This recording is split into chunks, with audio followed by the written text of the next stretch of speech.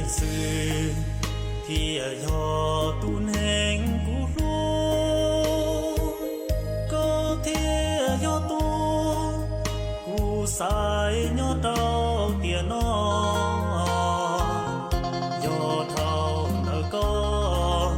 chỉ danh chỉ múa lên từ có ý lần xưa thì do tu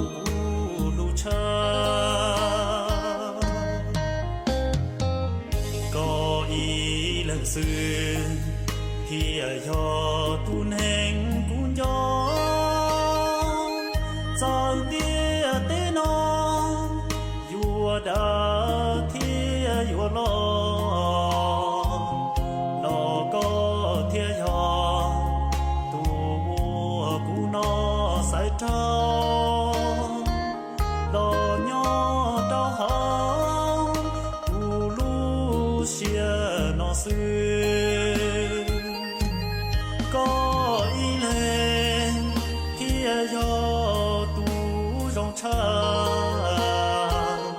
giờ hậu tia tê mùa này nhớ bù can du có sự ý tu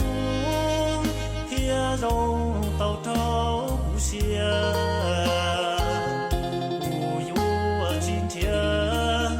lên từ lo nhỏ có chờ cho lu trâu con vua lu có mùi chi u nó vua chi vua xia phê trâu con